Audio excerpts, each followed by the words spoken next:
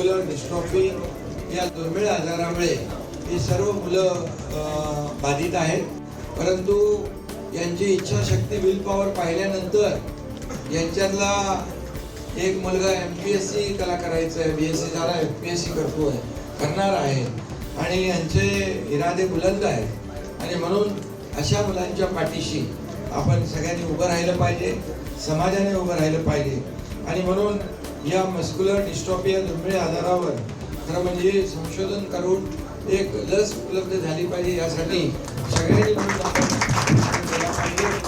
त्याचबरोबर त्यांचं मुलांना खूप ही जी अशा पद्धतीने ज्यांचं विल पॉवर आहे ना, तुमची सगळी गणितं फेल होणार, समजलं की नाही। यांची विल पॉवर ज्यांची स्ट्रॉंग आहे ती आपल्या सर्वसामान्य मुलांसारखेच आयुष्य त्यांना मिळेल बघा। आणि त्याच्यामध्ये आपण जे काय करायचं आहे ते आपण करू।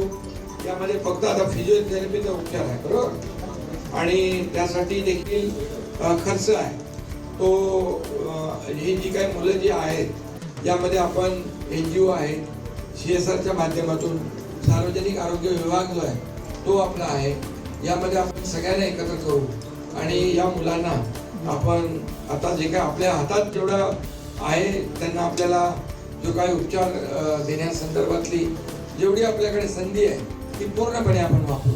आणि आता ही तुम्ही सायकल देताय, हे सायकल तर एकदम रिमोटवर चालते आहे, फुली ऑटोमॅटेड आहे। आणि आता किती सायकली तुम्ही दिल्या? 10 आणि मागच्या वेळेला आम्ही 20 दिल्या। बरं, आता याच्यामध्ये आणखी आपल्याला 100 सायकली आपण ताबडतोब माझ्या वतीने देऊ।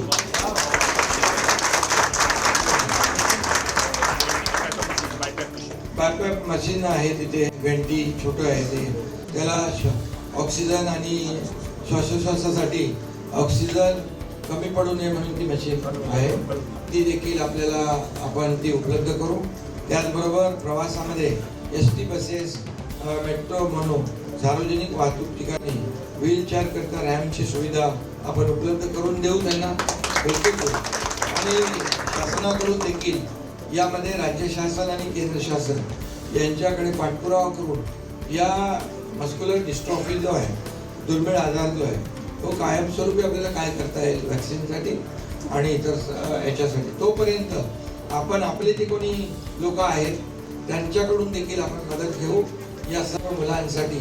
ज्या मुलांची SSPचे पण पालक आहेत ते पण असंच आहे, तर यासाठी आपल्याला मोठा प्रयत्न करावा लागेल शासन स्तरावर। आणि मी वैयक्तिक याच्यामध्ये कॅबिनेटमध्ये देखील आमच्या मंत्रिमंडळ बैठकीत देखील विषय काढला होता, चर्चा केली होती।